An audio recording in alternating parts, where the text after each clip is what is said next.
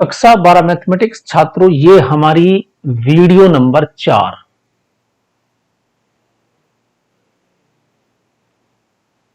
और हमारा chapter number 5 चल रहा था। इसका एग्जाम्पल नंबर 12 देखते हैं। निम्नलिखित फलन के सातत्य यानी कंटिन्यूटी पर विचार करना है।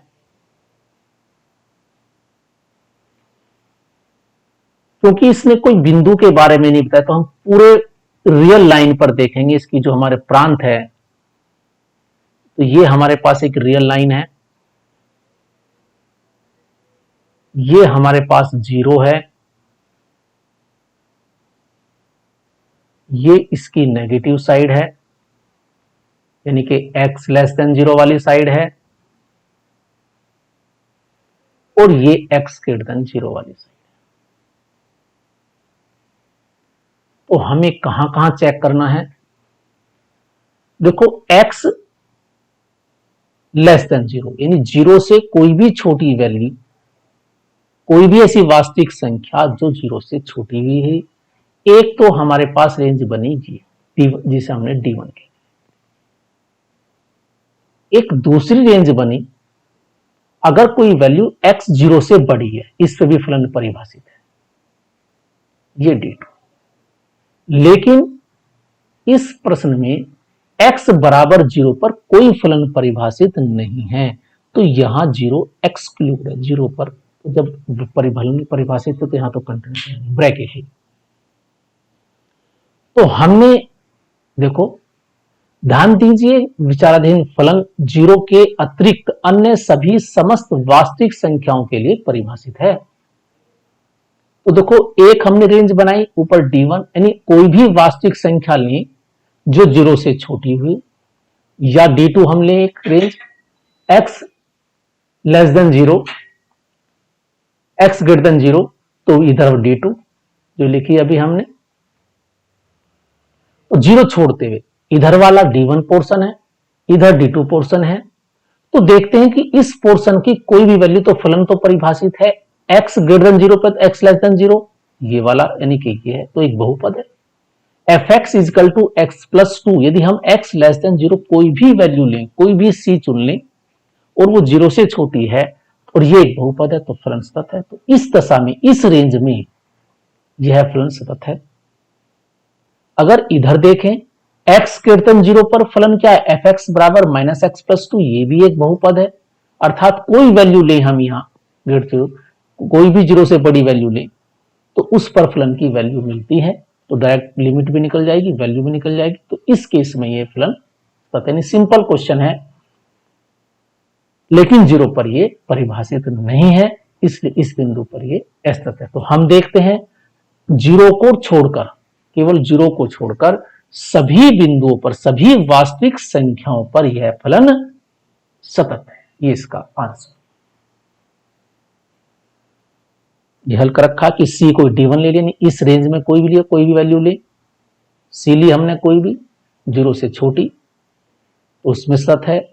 हमने कोई C ली 0 से बड़ी, उसमें भी सतत है। तो इन दोनों पर तो सतत हुआ, लेकिन ये देखो और पर सतत, क्योंकि दिखा दो कुछ आंसर 0 को छोड़कर ये सभी बिंदुओं पर, यानी ये दिखा रखा देखो इसमें ग्राफ 0 पर ये परिभाषित। अब देखें, देखो इसे, ये एक हमारे पास दूसरा फलन है। यहां हमारे पास 3 रेंज बने। देखो, ये हमारे पास एक वास्तविक संख्या है, वास्तविक लाइन है, ये हमारे पास 0 है, एक इधर वाली, ये x लेस देन 0 वाली, x लेस देन 0 पे फलन x स्क्वायर है,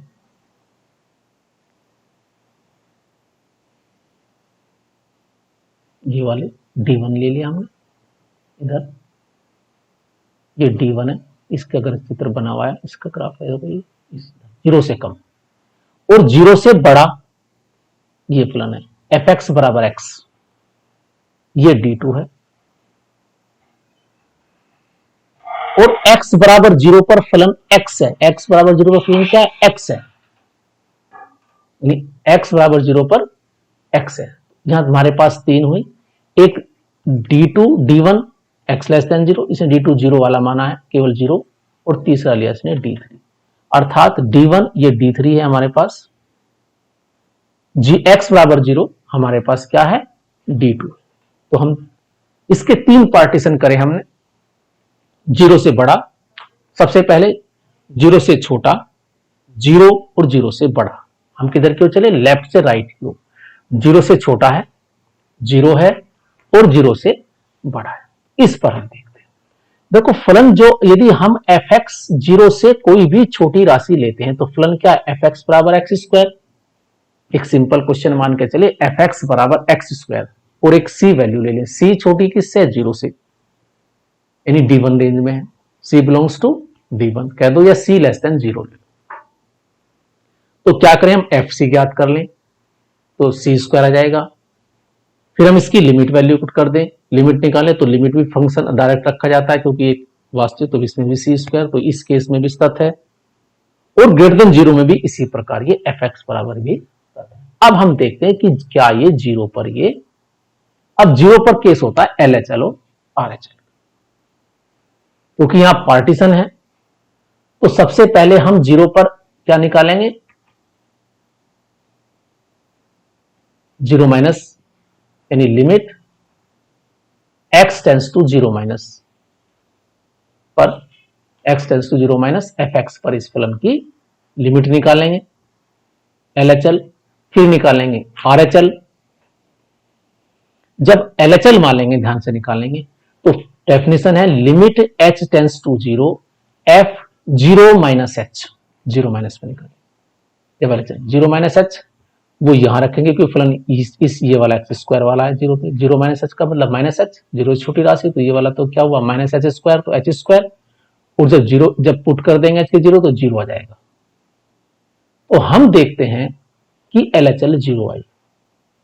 अब देखते हैं 1 प्लस एच यानी 0 प्लस एच, तो 0 प्लस एच एच स्क्वायर, फिर उसमें 0 पुट करेंगे तो इस केस में भी 0 है, और जबकि 0 पर क्या परिभाषित है, fx बराबर x, तो यहां 0 पुट करेंगे तो यहां भी 0।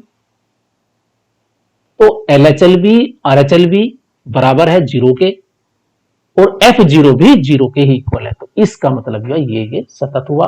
तो देखो ग्राफ खींच रखा है कि इसमें कोई वैल्यू लें, देखो ये केस है, fx बराबर एक्स स्क्वायर वाला है ये ग्राफ, और ये यहां भी सतत है, तो हम देखते हैं उठाकर खींच सकते हैं, तो ये हम प्रत्येक बिंदु पर ये हैं। अब देखते हैं इस एग्जांपल में इसने क्या किया, देखो पहले केस में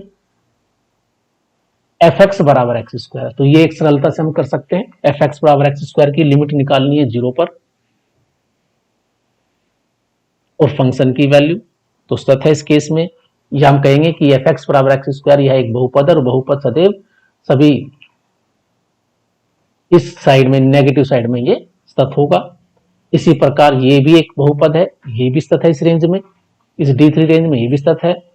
अब हम x बराबर 0 पर चेक करते हैं, हमने पहले LHL निकाली तो देखो ये आ गई, फिर हमने RHL निकाली, ये भी 0 है, और F0 हम ये भी निकाल चुके, F0 पर 0 है, तो तीनों बराबर स्थित है। तो यह एक प्रत्येक बिंदु पर स्थित है, अर्थात सभी वास्तविक संख्याओं पर यह फलन सतत है। तो देखो ये कहते हैं दर्शाइए प्रत्येक बहुपद फलन सतत होता है, ये तो हमने पहले बता चुके। तो ये थी हमारी इसकी video number 4। Thank you, have a nice day.